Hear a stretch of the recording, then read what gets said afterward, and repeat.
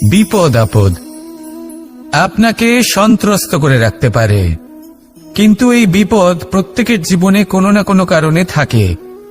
এটা আপনাকে দেখায় যে আপনার মধ্যে কি খামতি রয়েছে, কেন রয়েছে।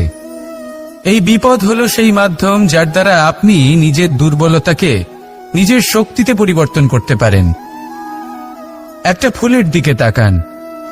একটা ফুল তার বুকে যখন একটা সূচ বিঁধে এপার ওপার হয়ে যায়, শুধু তখনই আমাদের প্রভুর জন্য ফুলের মালা তৈরি করা যায়। সেই জন্য কখনোই বিপদকে ভয় পাবেন না, তার থেকে দূরে পালাবেন না, একে স্বাগত জানান। বোঝার চেষ্টা করুন এই বিপদ কেন আছে। যদি বিপদকে বুঝতে পারেন তবেই জীবনকে বুঝতে পারবেন। যদি জীবনকে বুঝতে পারেন তবেই এই বিপদকে সম্পদে পরিণত করতে পারবেন। আসুন আর আমার সাথে ভালোবেসে বলুন, রাধা রাধা। জীবনে সবথেকে বেশি গুরুত্বপূর্ণ বস্তু কি? বাড়ি, বাহন, সোনা, ধন। যদি আমি সত্যি বলি তাহলে জীবনে সবথেকে বেশি গুরুত্বপূর্ণ বস্তু কোনো বস্তুই নয়। যদি কিছু গুরুত্বপূর্ণ থাকে তাহলে তা হলো অনুভূতি, করুণা, মিত্রতা, মাতৃত্ব, বাৎসল্য, আর সবথেকে বেশি গুরুত্বপূর্ণ ভালোবাসা। নিজেদের এই জীবনে যদি আপনি শুধুমাত্র বস্তুর খেলাতে মেতে থাকেন তাহলে জীবনে আনন্দ কখনোই থাকবে না। নিজের এই জীবনকে অনুভূতির পীঠস্থান বানিয়ে তুলুন। এই মন প্রসন্ন হয়ে বলবে, রাধা রাধা। সাগরের ঢেউ সমুদ্র তটে ধাক্কা খেয়ে, পাথরের সাথে ধাক্কা খেয়ে তার আকার বদলে দিতে পারে। বিভিন্ন আকারের পাথরে এদের ঘষে ঘষে গোলাকার বানিয়ে দিতে পারে, কিন্তু এই সাগরের ঢেউ এদের নিজেদের আকার কখনো বদলায় না। কিন্তু এমন কেন? কারণ এরা বিচ্ছিন্ন হয়েও আবার একত্রিত হতে জানে। অর্থাৎ যখন এরা বিচ্ছিন্ন হয় তখন মতভেদ অবশ্যই, কিন্তু আবার একত্রিত হওয়া হলো এদের একতার প্রতীক। দেখুন, ঝগড়াঝাঁটি, তর্ক বিতর্ক, মতভেদ এগুলো জীবনের অভিন্ন অঙ্গ, কিন্তু এদের কখনো মনে প্রবেশ করতে দেবেন না। যদি মনে প্রবেশ করেও ফেলে তাদের মনে ঘর করতে দেবেন না, এদের বের করে ফেলুন। এই ঝগড়াঝাঁটি, তর্ক বিতর্ক, মতভেদ এদের সারা জীবন সাথে নিয়ে চলবেন না। যদি একসাথে নিয়ে চলতে চান তাহলে সকলকে একসাথে নিয়ে চলুন, ঢেউয়ের মতো। একতায় বিশ্বাস রাখুন। একসাথে মিলে যদি এগোতে থাকেন তাহলে অনেক দূর পৌঁছবেন, নয়তো শুধু দূরের কথা ভেবেই যাবেন। কি চান সেই সিদ্ধান্ত আপনারই। আসুন আর আমার সাথে ভালোবেসে বলুন, রাধা রাধা। এই সাগর হলো বিশাল। কথায় আছে যে জীবনের উৎপত্তি সাগর থেকেই হয়েছে। কথাটা ঠিকও। এই সাগরই আমাদের ভিন্ন ভিন্ন ধরনের বনস্পতি প্রদান করেন, মণি এবং মুক্ত প্রদান করেন। আমরা কতটা তুচ্ছ সেই বিষয়ে আমাদের উপলব্ধি ঘটান, আমাদের প্রেরণা প্রদান করেন, যাতে আমরাও সাগরের মতো বিশাল হয়ে উঠতে পারি। এই সাগরের অনেকগুলো গুণ আছে যা আমরা শিখতে পারি। আজ আমি কথা বলবো একটা বিশেষ গুণের বিষয়। বেশিরভাগ মানুষ মালিন্য, নোংরা পদার্থ, নোংরা বস্তু, অপদ্রব্য এই সাগরে ভাসিয়ে দেন, কিন্তু সাগর এই পদার্থ নিজের মধ্যে একত্রিত করে রাখেন না। এই সব নিজের ভেতর থেকে বাইরে বের করে দেন। এ হলো অত্যন্ত শ্রেষ্ঠ একটা গুণ। কিন্তু এই কাজকেও সার্থক করার জন্য সাগরেরও একটা তটের প্রয়োজন পড়ে, যেখানে সাগর এই সব বস্তু বাইরে বের করে ফেলতে পারে। আর মানুষও ভিন্ন কিছু নন। দেখুন, মানুষেরও তো একটা তটের প্রয়োজন পড়ে। এই তট, তিনি হয়তো আমাদের গুরু হতে পারেন, আমাদের মা বাবা হতে পারেন, ভাই বা মিত্র হতে পারেন, বা হয়তো সেই সমস্যাগুলি যার থেকে আমরা দূরে পালিয়ে যাচ্ছি। কারণ যখন আপনি এই সমস্যাগুলির সম্মুখীন হবেন, শেষ পর্যন্ত আপনি শিক্ষাই পাবেন। সব থেকে বেশি গুরুত্বপূর্ণ এই মনকে পবিত্র রাখা। আর তার জন্য একটাই উপায় আছে, এই মন তার মন্থন করা।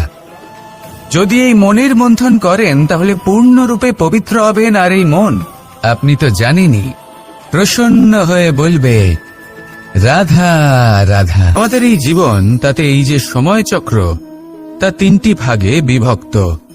এক হলো অতীতকাল, ফেলে আসা অতীত, তারপরে আসে বর্তমান, এখনকার এই মুহূর্ত, আর তারপর আসে আগামীকাল অর্থাৎ ভবিষ্যৎ। এবার এখানে সবথেকে গুরুত্বপূর্ণ হলো অতীতকাল, ভবিষ্যৎকাল, ফেলে আসা অতীত এবং আগামী সময়। কেন? কারণ এই দুইয়ের উপর নির্ভর করছে যে আপনি বর্তমানে কি করতে চলেছেন। শুধু প্রয়োজন হলো সঠিক দৃষ্টিভঙ্গির। অতীতকালকে যদি আপনি একটি দৃষ্টিভঙ্গি থেকে দেখেন, তাহলে অতীতকালে আপনি দুঃখও দেখতে পাবেন, যন্ত্রণাও দেখতে পাবেন। অন্য কোনো দৃষ্টিভঙ্গি থেকে দেখলে আপনি অতীতকাল থেকে শিক্ষাও লাভ করবেন। এবার এই শিক্ষা অনুসারেই বর্তমানে কর্ম করা উচিত।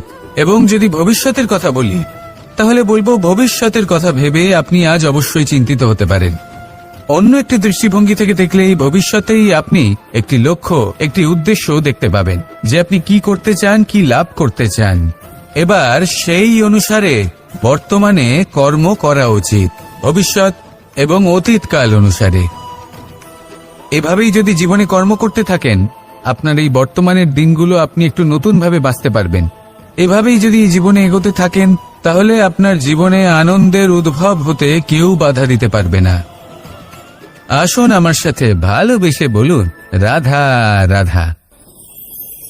পরিকল্পনা অত্যন্ত গুরুত্বপূর্ণ, এটা আমাদের জীবনে অত্যন্ত আবশ্যক, এটা আমাদের জীবনে।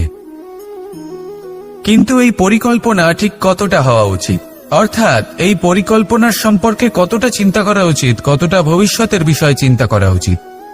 এবার দূরদর্শিতা অত্যন্ত বিশিষ্ট গুণ মানব জীবনে, কিন্তু দূরদর্শিতায় এতটাও মগ্ন হওয়া উচিত নয় যে কাছের জিনিসগুলোই নজরে না পড়ে। আজকের কথা বাদ দিয়ে শুধুই ভবিষ্যৎ নিয়ে চিন্তা করা অনুচিত। এবার দেখুন, পরিকল্পনা করুন, কিন্তু তার থেকে বেশি উপভোগ করুন। এই মুহূর্ত সম্পর্কে অবগত নয়, কিন্তু ভবিষ্যতের কথা আমরা চিন্তা করতে থাকি। আমি এটা অনুভব করতে চাই, ওইটা অনুভব করতে চাই, ওই আনন্দ প্রাপ্ত করতে চাই। এটা অনুচিত। পরিকল্পনা করুন, সংযত করুন, কিন্তু আজকে, বর্তমানকে, এই মুহূর্তকে। জীবনের বাস্তবিক আনন্দ এটা, আর জীবনযাপনের সবথেকে শ্রেষ্ঠ পথও এটা। আসুন আমার সাথে ভালোবেসে বলুন রাধা রাধা।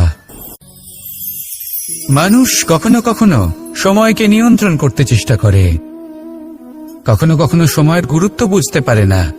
এটা ভাবে যে এই কিছু মুহূর্ত কেটে যাক, একে অতিবাহিত করি, তাহলে কি বা হবে, কয়েকটা মুহূর্ত মাত্র। কিন্তু তা নয়। আজকের একটা মুহূর্ত ভবিষ্যতের অনেক বড় পরিবর্তনের ভিত হতে পারে। আজকের একটা মুহূর্ত আপনার ভবিষ্যৎকে উজ্জ্বল করে তুলতে পারে।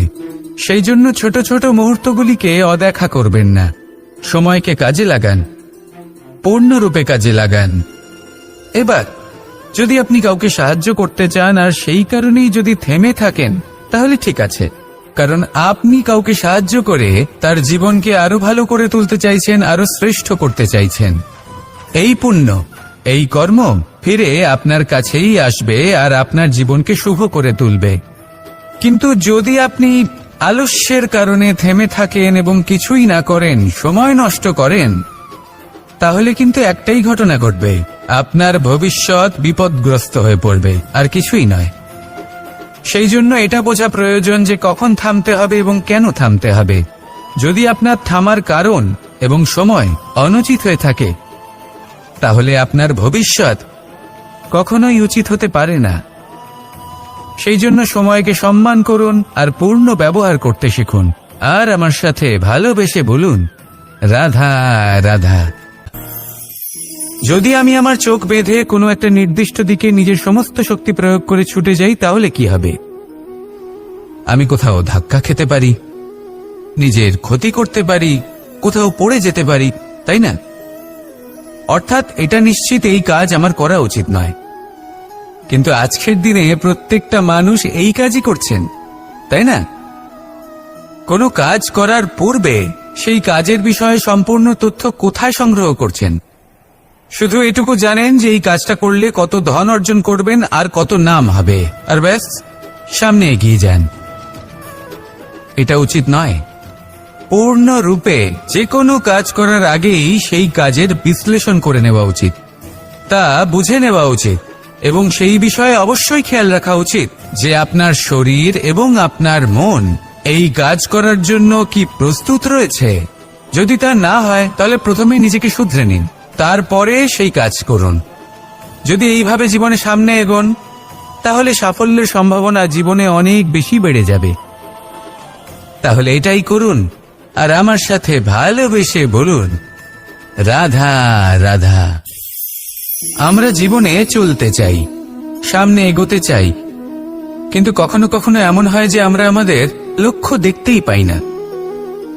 আমরা চিন্তিত হয়ে পড়ি, ব্যতীত হয়ে পড়ি, আমরা কিছু বুঝতেই পারি না, এই মন অশান্ত হয়ে যায়। কিন্তু যদি আপনি থেমে যান তাহলে নিজের পথ এবং নিজের লক্ষ্য থেকে সরে যাবেন। সেই জন্য চলতে থাকুন, থামবেন না। যতদূর পারবেন চলতে থাকুন, যতদূর দৃষ্টি যাচ্ছে চলতে থাকুন। তারপরেই দেখবেন পরবর্তী পথ আপনা থেকেই আপনার সামনে আসবে। কারণ আপনার দৃষ্টির সীমা থাকতেই পারে, দৃষ্টিভঙ্গির সীমা নেই। আপনার পথের সীমারেখা থাকতেই পারে, কিন্তু সেই পথে চলার সাহসের সীমা নেই। সেই জন্য নিজেকে অসীমিত করে তুলুন। এই সীমারেখা আপনা থেকেই দূর হয়ে যাবে, লক্ষ্য নিজে থেকেই দেখতে পাবেন, আর এই মন সুপ্রসন্ন হয়ে বলবে, রাধা রাধা। সম্পর্ক হলো আমাদের জীবনের একটি আধার। কিছু সম্পর্ক এমন যা আমরা জন্মসূত্রে লাভ করি, যেমন পরিবার, মা, বাবা। কিছু সম্পর্ক আছে যা আমরা জীবনে অর্জন করে থাকি, তা সে প্রেমের হোক, স্নেহের হোক বা বন্ধুত্বের। এই সকল সম্পর্ক লাভ করার বা গড়ে তোলার 5টি ধাপ রয়েছে। প্রথম ধাপ, কোনো ব্যক্তির সাথে আলাপ হওয়া, তার সাথে কথা বলা বা তাকে দেখা। দ্বিতীয় ধাপ, সে ব্যক্তিকে আমাদের ভালো লাগা। তৃতীয় ধাপ, আমাদের এটা চাইতে শুরু করা যে জীবনে এই ব্যক্তি যেন আমাদের বন্ধু হন, আমাদের জীবনে থাকেন, বা আমাদের কাউকে ভালোবেসে ফেলা আর এটা আমাদের ভাবা বা চাওয়া যে সেই ব্যক্তি যেন আজীবন আমার সাথে থাকেন, আমার জীবনে আমার সাথী হয়ে। চতুর্থ ধাপ, লাভ করা। এবার এই ধাপটি অনেক মানুষের পক্ষেই খুবই সরল হয়, বড়ই সরলভাবে নিজেদের সঙ্গীকে লাভ করে থাকেন। কিছু মানুষের জন্য এই ধাপ অত্যন্ত কঠিন হয়ে থাকে। অনেক প্রতিকূল পরিস্থিতির ওপর জয়লাভ করে তারা সঙ্গীকে লাভ করেন, কিন্তু লাভ অবশ্যই করেন। এরপরে আসে পঞ্চম, অন্তিম এবং সবথেকে গুরুত্বপূর্ণ ধাপ। সেটা হলো সেই সম্পর্ক পালন করা। এটা হলো এমন এক বিষয় যা প্রত্যেক মানুষের শেখা উচিত। যদি ব্যক্তি নিজের জীবনে সম্পর্ক রক্ষা করতে শিখে যান, তবে প্রত্যেক সম্পর্ক তার জীবনকে স্বর্গ করে তুলবে। আসুন আর আমার সাথে ভালোবেসে বলুন, রাধা রাধা।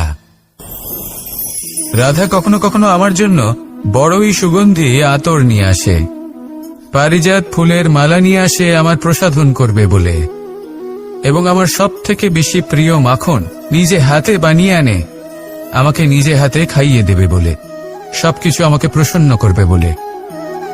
কিন্তু আপনি কখনো ভেবেছেন যে এই আতর কিভাবে বানানো হয়? সহস্র ফুলের পাপড়ি একসাথে পিষে নিতে হয়, তারপরে তার থেকে যে রস নিঃসৃত হয় সেই রস দ্বারাই আতর তৈরি হয়।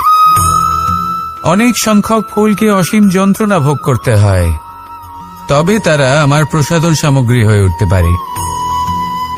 দুধ থেকে মাখন তৈরি করার জন্য কতটা পরিমাণ মন্থন সহ্য করতে হয় সেটা আপনি জানেন। ঠিক সেই রকমই হলো আমাদের জীবনও। বিপদও আসে, কঠিন পরিস্থিতিও আসে, এর সম্মুখীন হতে শিখুন। মনে রাখবেন, আপনি হলেন সেই দুধ যাকে মন্থন সহ্য করতে হবে মাখন হয়ে ওঠার জন্য। মনে রাখবেন, আপনি হলেন সেই ফুলের মতন যাদের পিষ্ট হতে হবে সুগন্ধি আতর হয়ে ওঠার জন্য, যাকে এই সংসার পছন্দ করে। কখনো কখনো জীবনে আপনার সাথে খারাপ শুধুমাত্র এই কারণে ঘটে যাতে আপনার শ্রেষ্ঠ রূপ এই সংসারের সামনে আসতে পারে। শুধুমাত্র কঠিন পরিস্থিতি এবং বিপদকে একটা সুযোগ হিসেবে দেখার চেষ্টা করুন। আপনার জন্য এই সংসার বদলে যাবে, সংসারকে দেখার দৃষ্টিভঙ্গি পাল্টে যাবে, আপনার ভাগ্য পাল্টে যাবে, আর এই মন প্রসন্ন হয়ে বলবে, রাধা রাধা। কি অমূল্য, কি সুন্দর এই রত্ন। এবার ভেবে দেখুন, যদি আমি এই রত্নকে ব্যবহার করি আখরোট ভাঙার জন্য, তাহলে কি হবে? বা ভেবে দেখুন, এই রত্ন নিয়ে আমি যদি বন্ধুদের সাথে খেলা করতে শুরু করে দিই, তাহলে কি হবে? আপনি তো হাসবেন আমার ওপর। আপনি বলবেন, এত অমূল্য একটা রত্ন, এর দ্বারা কত দুঃখ দূর করা সম্ভব। এই মূল্যবান রত্নের আমি অপব্যবহার করছি। একদম ঠিক বলেছেন, আমি মেনে নিচ্ছি। মূল্যবান বস্তুর অপব্যবহার করা অনুচিত, কিন্তু আপনিও তো তাই করছেন, তাই না? ভেবে দেখুন, মানুষ এই সংসারের সর্বশ্রেষ্ঠ প্রাণী, আর মানুষের এই শরীর সব থেকে মূল্যবান রত্ন। এবার এর সাথে আপনি কি করছেন? অপব্যবহার করছেন না, নিজের স্বাস্থ্যের যত্ন নিচ্ছেন না, আপনি অনুচিত পথে চলছেন শুধুমাত্র ধন অর্জন করার জন্য, পাপ কাজ করছেন, কি না করছেন? এটা অপব্যবহার নয়? ভেবে দেখুন, আমরা এই মানব শরীরের সাথে কি করতে পারি। যদি এর আমরা সদ্ব্যবহার করি, তাহলে অনন্ত পুণ্য অর্জন করতে পারি, যার দ্বারা শুধুই নিজেকে নয়, বরং আমাদের আশেপাশের সকলকে সন্তোষ প্রদান করতে পারি। তাই সংকল্প নিন, এটাই যে মানব শরীরের আমি সদ্ব্যবহার করব, পুণ্যের পথে চলব, সকলের মঙ্গলের জন্য, সকলের প্রসন্নতার জন্য। এই কর্ম করুন, এই পথে চলতে থাকুন। এই মন সন্তোষ বোধের সাথে বলবে, রাধা রাধা। এই সংসারের সব থেকে বড় শক্তি আসলে কি? দৈহিক শক্তি, ভৌতিক শক্তি, রাজনৈতিক শক্তি, স্বর্ণের শক্তি, বিদ্যার শক্তি নাকি মায়ার শক্তি, ভক্তির শক্তি নাকি নিরাশক্তির শক্তি? এই সংসারের সব থেকে বড় শক্তি হল হাসি মুখের। যদি আপনি এবং আমি এমন কোন সময় হাসতে পারি যেখানে মুখে হাসি আসা প্রায় অসম্ভব, তাহলে বিশ্বাস করুন, এই সংসারে কেউ আপনাকে ভাঙতে পারবে না। এটা কিছুটা সেই রেশমের কীটের মতো, যে চারিদিক থেকে নিজেকে ঢেকে রাখে, একটা খোলসের মধ্যে থাকে কিন্তু জীবিত থাকে। এই হাসি মুখ, এটা শুধুমাত্র একটা আবেগ নয়, এটা সংসারের যে কোনো অভাব দূর করে। অভাব আশার, অভাব বিশ্বাসের। এই হাসি আপনার অন্তরে আশার আলো জাগ্রত করে, আর এই সংসারের হতাশা দূর করে দেয়। তাই কঠিন থেকে কঠিনতর পরিস্থিতিতেও মুখে হাসি বজায় রাখুন। এই শক্তি আপনার থেকে কেউ কাটতে পারবে না। আর যদি আপনার কাছে এই শক্তি থাকে, তাহলে অন্য কোনো শক্তি আপনাকে বাধা দিতে পারবে না। তাহলে হাসুন আর আমার সাথে ভালোবেসে বলুন, রাধা রাধা। ভীষ্ম একটা মহান নাম, দেবী গঙ্গার সুপুত্র। স্বয়ং বৃহস্পতি এবং পরশুরাম ছিলেন ওনার শিক্ষাগুরু। অত্যন্ত মহান যোদ্ধা ছিলেন, কিন্তু এই মহান যোদ্ধা, ইনি ইতিহাসে আজ পর্যন্ত সেই সম্মান পেলেন না যার উনি যোগ্য ছিলেন। কারণ নির্বাচন। রাজ সিংহাসনের সেবা করার প্রতিজ্ঞা নিয়েছিলেন উনি। এবার রাজ সিংহাসনে যেই বসুক না কেন, তার সেবা করা, তার প্রত্যেক আদেশ পালন করা, এটাই ছিল ওনার প্রতিজ্ঞা। তা সেই ব্যক্তি উচিত হোক বা অনুচিত, সে উচিত পথে চলুক বা অনুচিত পথে চলুক, সুপাত্র হোক বা কুপাত্র, উনি তার সেবা করতে থাকলেন, তার প্রত্যেক আদেশ পালন করতে থাকলেন, নিজের প্রতিজ্ঞা পালন করতে থাকলেন। ধৃতরাষ্ট্র নেত্রহীন অবশ্যই ছিলেন, কিন্তু এতটাও নেত্রহীন ছিলেন না যে উনি প্রজাদের চোখের জল, ধর্ম অধর্ম দেখতে পাবেন না। উনি সব বুঝতে পারতেন। আর এদিকে ভীষ্ম নিজে প্রতিজ্ঞাবদ্ধ হয়েছিলেন। দুর্যোধন অনুচিত পথে চালিত হচ্ছিল, তাও উনি তাকে সঙ্গ দিতে থাকলেন। আর পরিণামস্বরূপ আজ পর্যন্ত ইতিহাসে উনি সেই স্থান পেলেন না, সেই সম্মান পেলেন না যার যোগ্য উনি ছিলেন। যদি আপনি কোনো প্রতিজ্ঞা করে থাকেন, তা সে যতই কোনো উচিত কারণের জন্য হোক না কেন, যদি আস্তে আস্তে সময়ের সাথে সেই প্রতিজ্ঞা আপনাকে অনুচিত পথে চালিত করে অধর্মের পথে নিয়ে যায়, পাপের পথে নিয়ে যায়, তাহলে সেই প্রতিজ্ঞা ভঙ্গ করা অত্যন্ত আবশ্যক। সময় অনুসারে নিজেকে বদলানো আবশ্যক, নয়তো এই প্রতিজ্ঞা আপনাকে দিয়ে পাপ কর্ম করাবে, কুকর্ম করাবে, আর আপনার বিনাশের কারণ হবে। আসুন আমার সাথে ভালোবেসে বলুন, রাধা রাধা। আমার দাদা আমাকে অনেকবার বলেছেন, কানাই তুমি তো স্বয়ং নারায়ণ, তুমি এক তড়িতেই সবকিছু এমনি ঠিক করে দাও না কেন? এবার দাদাকে কি করে বোঝাবো? আচ্ছা, আপনি নিজেই ভেবে দেখুন, সিংহকে জঙ্গলের রাজা বলা হয়, কিন্তু সিংহ শুধুমাত্র তার ইচ্ছে প্রকাশ করলেই কোনো হরিণ কি নিজেই হেঁটে তার কাছে আসবে? নিজেই কি রাজি হয়ে যাবে তার আহার হওয়ার জন্য? না, কখনোই না। যে কোনো কাজকে সফল করে তোলার জন্য আপনাকে চেষ্টা করতে হবে, পরিশ্রম করতে হবে, যাতে সেই কাজ ভালোভাবে সম্পন্ন হয়। শুধু ইচ্ছে দিয়েই কোনো কার্যসিদ্ধি হবে না। ইচ্ছে থেকে স্বপ্ন তৈরি হয়, তবে সেইগুলো সফল করতে গেলেও আপনাকে পরিশ্রম তো করতেই হবে। মনে করুন আপনার ইচ্ছে হলো খেতে, আর কোনো দয়ালু ব্যক্তি এসে আপনার সামনে খাবার রেখে দিল, তাও তা খেতে গেলে পরিশ্রম আপনাকেই করতে হবে।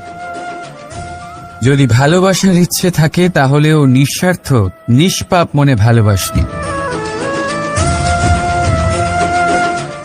দেখুন, আপনি স্বপ্নে অবশ্যই উঠতে পারেন, কিন্তু এই পৃথিবীতেই আপনাকে বেঁচে থাকতে হবে। আর যদি এই ধরিত্রীতে আপনি এগিয়ে যেতে চান, তাহলে এই ভূমিকে পা দিয়ে আপনাকে পিছনে ঠেলতেই হবে। রাধা রাধা। জীবনে আমাদের অনেকের সাথে দেখা হয়, অনেকের সাথে বাক্যালাপ হয়। বহু মানুষকে প্রসন্ন বলে মনে হয়, আবার বহু মানুষকে চিন্তিত বলে মনে হয়।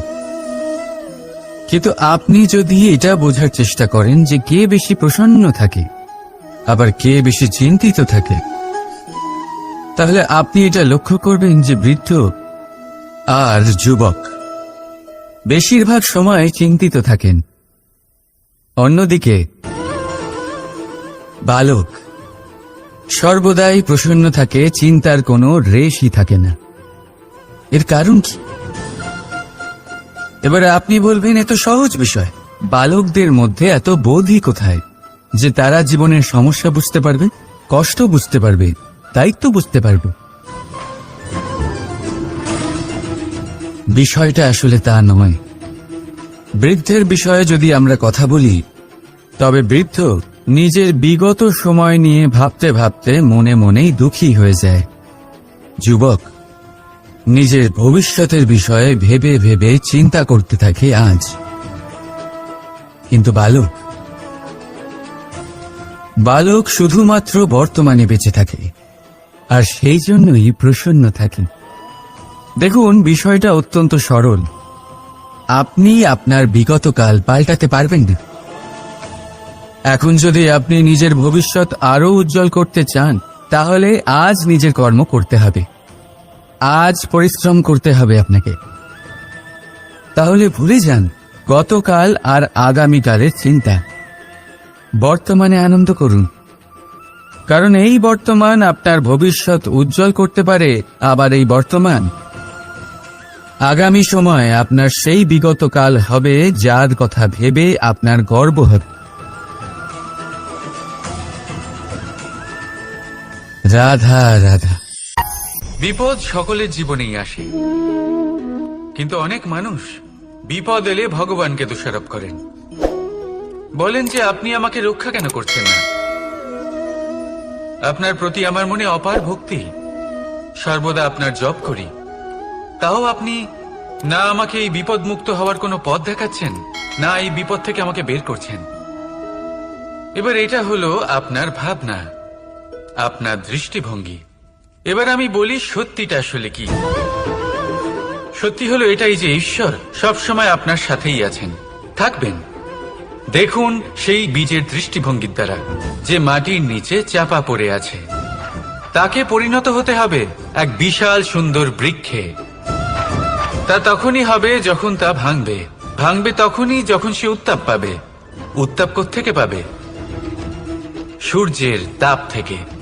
সূর্যের তাপ থেকে ধরিত্রীও বাঁচতে পারে না, তাকে তা সহ্য করতেই হয়। আর যখন এই ধরিত্রী আর এই বীজ এই দুই তপ্ত হয়ে যায়, তখনই এই প্রকৃতি বর্ষা আনে, আর সেই বর্ষার জলেই এই বীজ এক সুন্দর বৃক্ষে পরিণত হয়। আছেন তো ঈশ্বর আমাদের সাথে সব সময়। সেইভাবেই আপনার জীবনে যদি কোনো বিপদ আসে, কোনো সংকট আসে, তার মানে এটা নয় যে আপনারই কোনো পাপের শাস্তি আপনি পাচ্ছেন।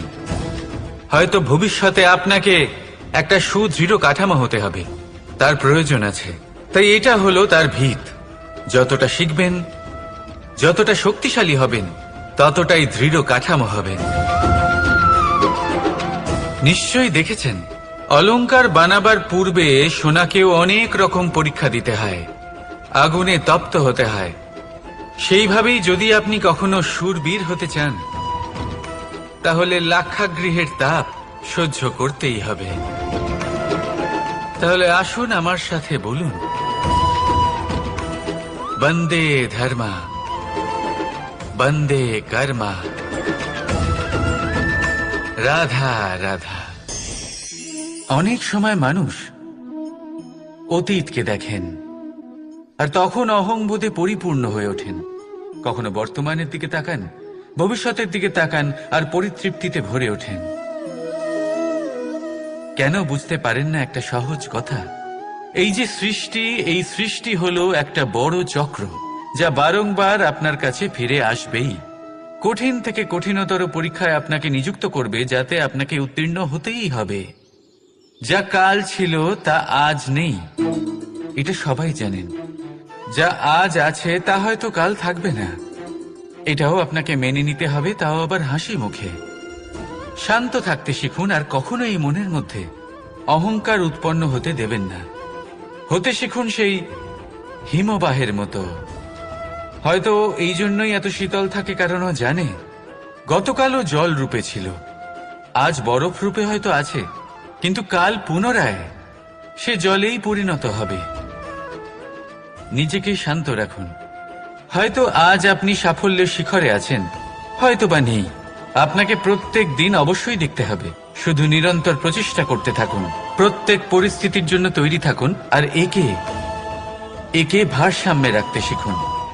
আপনার কাল হোক, আজ হোক বা আগামীকাল, আপনার ভালো দিন হোক বা খারাপ দিন, সব পবিত্র হয়ে যাবে।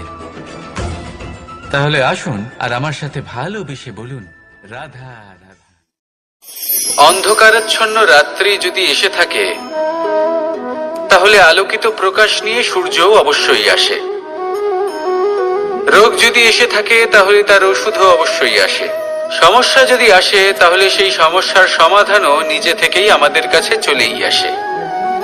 এই সংসার, এই জীবনের শুধুমাত্র একটাই নিয়ম আছে, আর তা হলো এটাই, এই সংসার হলো একটা চক্রের মতো। এতে শাশ্বত বলে কিছু নেই, নিত্য বলে কিছু নেই, আর যা কিছুই রয়েছে সব বদলাতে চলেছে।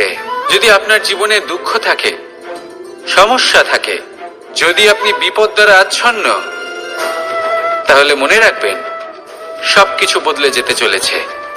দুঃখের সময় কাঁদবেন না, মনকে আরো দুঃখী করে তুলবেন না। কারণ এখানে যা কিছুই এসেছে তা যাওয়ার জন্যই এসেছে। তাহলে এত চিন্তা কিসের? আনন্দ সহকারে জীবন যাপন করুন আর আমার সাথে ভালোবেসে বলুন রাধা রাধা। যদি কোনো সিংহ বানরের মতো গাছে চড়তে চেষ্টা করে তাহলে কি হবে? একটা মাছ যদি মাটিতে হাঁটতে চেষ্টা করে তাহলে কি হবে? তারা বিফলই হবে। কিন্তু এরকম কেন হয়? তার কারণ হলো প্রকৃতির রচনা কিছুটা এরকম। এখানে প্রত্যেকটি ব্যক্তিকে, প্রত্যেকটি প্রাণীকে আলাদা আলাদা গুণের অধিকারী করা হয়েছে এবং সকলকে একটা সীমাও প্রদান করা হয়েছে। এবার এই যে বৃক্ষ, পশু, পাখি, এদের মধ্যে সেই ক্ষমতাই নেই যে এরা নিজেদের যাচাই করতে পারবে, নিজেদের সীমাগুলো বুঝতে পারবে, নিজেদের সদ্গুণগুলো চিনতে পারবে। এরা সেটা করতে পারবে না। কিন্তু মানুষ তো আলাদা। মানুষের কাছে সেই বিশেষ শক্তি আছে যে তারা পূর্ণরূপে নিজেদের যাচাই করতে পারবে, নিজেকে পূর্ণরূপে বুঝতে পারবে, নিজের দোষ, নিজের অপগুণ, নিজের সদ্গুণ, নিজেদের সীমাগুলো তারা বুঝতে পারবে। আর এটা অত্যন্ত গুরুত্বপূর্ণ। কথায় আছে যে যদি সাফল্য লাভ করতে হয় তাহলে নিজেকে যাচাই করে নিতে হবে। তাই নিজেকে যাচাই করুন, নিজের সাথে পরিচিত হয়ে যান এবং জীবনে কর্ম করতে থাকুন। সাফল্যের শিখরে অবশ্যই পৌঁছে যাবেন। আর ওখানে যদি যান তাহলে এই মন প্রসন্ন হয়ে অবশ্যই বলবে রাধা রাধা। বনের মধ্যে যদি আপনি কোনো বিষাক্ত সাপ দেখেন তাহলে কি করবেন? আপনি তখনই তার থেকে দূরে পালাতে চেষ্টা করবেন। আর এটা কেন করবেন? নিজের রক্ষার্থে। এই কথা আমি নয় মেনে নিলাম, কিন্তু নিজের জীবনে এটা করেন না কেন? আপনি যেখানেই যান, যে স্থানেই যান না কেন, প্রত্যেক সময়, প্রত্যেক মুহূর্তে এমন বিষাক্ত সাপ আপনি অবশ্যই খুঁজে পাবেন। আর সেই সাপ নয় যাদের আপনি বনে খুঁজে পাবেন, এরা হলো সেই সাপ যা আপনাকে পাপ করতে বাধ্য করবে। আপনার অন্তরের বাসনা, ক্রোধ, অহংকার, লোভ, ঈর্ষা এদের বৃদ্ধি ঘটাবে। দেখুন, বনের এই সাপ আপনাকে একবার ছেড়ে দিতেও পারে, ছোবল নাও মারতে পারে, কিন্তু এই যে পাপরূপী সাপ আছে তা অবশ্যই ছোবল মারবে। কর্ম যদি করেন তাহলে অবশ্যই ফল পাবেন। সেই জন্য যখনই কোথাও যাবেন, যদি এমন কাউকে দেখেন, যদি এমন কিছু দেখেন যে আপনাকে পাপ করতে বাধ্য করছে, তাহলে সেই মুহূর্তে সেখান থেকে পালিয়ে যান। যেমন বনের সাপ দেখে আপনি পালাতে থাকেন। সৎকর্মের রক্ষা অত্যন্ত আবশ্যক। আসুন আর আমার সাথে ভালোবেসে বলুন রাধা রাধা। মনুষ্য জীবনের সব থেকে বেশি গুরুত্বপূর্ণ বিষয় হল মনের একাগ্রতা। এই সংসারের যে কটি মহান কার্য সম্পাদন হয়েছে তা হল মনের এই একাগ্রতার একমাত্র ফল। আপনি অবশ্যই দেখে থাকবেন, অনেক ছোট বড় নদী যা বয়ে চলে তাদের সামনে একটা বাঁধ নির্মাণ করা হয় সেই সব নদীর জল সঞ্চয় করতে। বাঁধ হয়ে গেলে প্রয়োজন মতো বা মনের ইচ্ছে মতো তাকে ব্যবহার করা সম্ভব। এবার এটাই আমাদের মনের সাথেও সম্ভব। আমাদের মনের একাগ্রতা আজকের দিনে দাঁড়িয়ে বিভিন্ন ধরনের বিকার, ক্রীড়া এবং ভোগের মধ্যে ভাগ হয়ে গেছে।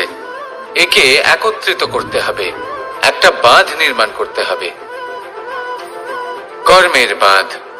আপনাকে শুধু এটাই করতে হবে, যেটা উচিত কর্ম সেটাই করুন, যেটা অনুচিত কর্ম সেটা করা থেকে নিজেকে বিরত রাখুন। ব্যাস, এই কাজটাই আপনি করতে থাকুন, করতে থাকুন। মনের মধ্যে একাগ্রতার বাঁধ নির্মাণ করুন। আর একবার যদি তা নির্মাণ হয়ে যায় তাহলে যখন চাইবেন, যেখানে চাইবেন, যতটা চাইবেন একাগ্রতা প্রয়োগ করতে পারবেন। আর একবার যদি আপনি এটা শিখে যান তাহলে এই সংসারকে বদলে ফেলার মতো কাজ আপনি করতে পারবেন, সমাজকে শোধরাবার মতো কাজ করতে পারবেন। তাহলে এই মনকে একাগ্র করুন আর আমার সাথে ভালোবেসে বলুন রাধা রাধা। আমরা সবাই ফল খাই, কিন্তু আমাদের সেই ফলই প্রিয় হয় যে পরিপক্ক হয়ে ওঠে, যেটা নম্র হয়, আর যে ফল অনেক বেশি মিষ্টি আর সুস্বাদু হয়ে থাকে, যাদের রঙে বাহার দেখা যায়। সেইভাবে জীবনে আমরা নানান মানুষের সাথে পরিচিত হই, কিন্তু সেই মানুষই আমাদের মন ছুঁয়ে যায় যারা বিনম্র স্বভাবের, যাদের বাণী খুব মধুর, যাদের অন্তরে আত্মবিশ্বাসের একটা তেজ, একটা রং দেখা যায়। এবার এমন ব্যক্তি আমরা কি করে হব? ঠিক সেইভাবেই যেমন একটা ফল রোদ, বর্ষা, শীত, বায়ু এই সকল সংকটময় পরিস্থিতির সম্মুখীন হয়ে পরিপক্ক হয়ে ওঠে, সেইভাবেই মানুষ সংকটময় পরিস্থিতির সম্মুখীন হয়ে পরিপক্ক হয়ে ওঠেন। যদি এই সংকটের সম্মুখীন হন তাহলে অভিজ্ঞ হবেন, আর এই অভিজ্ঞতাই শিক্ষা দিয়ে যাবে। এই অভিজ্ঞতা আমাদের শিখিয়ে দেয় যে আমাদের বিনম্র থাকতে হবে। অহংকার করে কোনো লাভ নেই। মধুর বাণীর যে কি মূল্য তা আমরা শিখতে পারি। এই অভিজ্ঞতাই আমাদের বুঝিয়ে দেয় যে উচিত অনুচিত কোনটা, আমাদের দৃষ্টিভঙ্গি তৈরি করে, আর এই দৃষ্টিভঙ্গি দ্বারা আত্মবিশ্বাস জাগ্রত হয়। সেই জন্য জীবনে কখনো বিপদ থেকে দূরে পালাবেন না, সেগুলোর সম্মুখীন হন, অভিজ্ঞতা লাভ করুন, তার থেকে শিক্ষা লাভ করুন, এইভাবেই পরিপক্ক হবেন। আসুন আমার সাথে ভালোবেসে বলুন, রাধা রাধা। ধন সঞ্চয় করা সম্ভব, আর সেই জন্য ধন সব থেকে বেশি মূল্যবান সম্পত্তি নয়। এবার আপনি বলবেন, এ আমি কি বলছি? এই ধন খুব মূল্যবান, আমরা সকলে অর্জন করতে ব্যস্ত। সেটা এই কারণে, কারণ আপনারা জানেন না এই সংসারের সব থেকে বেশি মূল্যবান সম্পত্তি কি। এ হলো সেই সম্পত্তি যা কখনো সঞ্চয় করা সম্ভব নয়। আপনার কাছে যতই ধন থাকুক তা দিয়ে আপনি স্বাস্থ্য লাভ করতে পারেন, বাড়ি কিনতে পারেন, আদি ইত্যাদি, কিন্তু আপনি যতই ধনী হন না কেন, ফেলে আসা দিনের একটা মুহূর্ত আপনি লাভ করতে পারবেন না। এই একটা মুহূর্ত, এই সময়, এটাই হলো সংসারের সব থেকে মূল্যবান সম্পত্তি। একবার চলে গেলে তা কখনোই ফিরে আসে না। আর এই মুহূর্ত যতই চলে যাক না কেন, আমরা স্মৃতির মাধ্যমে সেগুলি যাপন করতে পারি, তার আনন্দ উপভোগ করতে পারি। আর যার সাথে আমরা সময় অতিবাহিত করেছি তার স্মৃতিতে আমরা চিরকাল জীবিত থাকতে পারি। সেই জন্য সময় সব থেকে মূল্যবান সম্পত্তি, তাকে এইভাবে নষ্ট করবেন না। প্রত্যেকটা মুহূর্ত উপভোগ করুন, আনন্দ করুন, আর ভালোবেসে বলুন, রাধা রাধা। কনক, কি সুন্দর একটা শব্দ। এর অনেকগুলো রূপ রয়েছে, অনেকগুলো অর্থও রয়েছে। প্রথম অর্থ হলো স্বর্ণ, অর্থাৎ সম্পত্তি। দ্বিতীয় অর্থ ধুতুরা, অর্থাৎ গাছের ছোট একটা বীজ, যা কিনা অত্যন্ত শক্তিশালী হয়। যদি বেশি মাত্রায় এর প্রয়োগ করা হয় তাহলে এটা বিষময় হয়ে উঠতে পারে। এই হলো সেই ধুতুরা যার প্রয়োগ মহাদেবের পুজোতে করা হয়।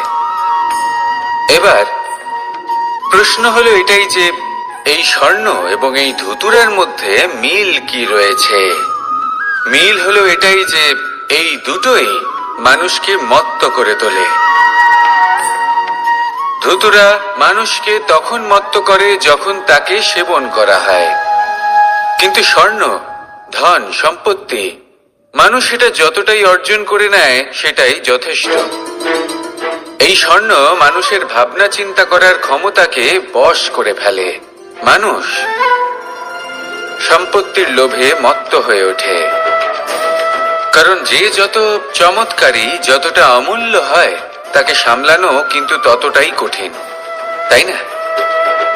তাই মনে রাখবেন, ধন, স্বর্ণ, সম্পত্তি এগুলো ধুতুরার থেকেও অনেক বেশি বিষাক্ত হতে পারে। তাই এর ওপর আত্মসংযমের একটা কবচ পরিয়ে রাখবেন এবং বিবেকের শক্তির সাথে এগুলো প্রয়োগ করুন, তবেই কল্যাণ হবে। আসুন আমার সাথে ভালোবেসে বলুন, রাধা রাধা।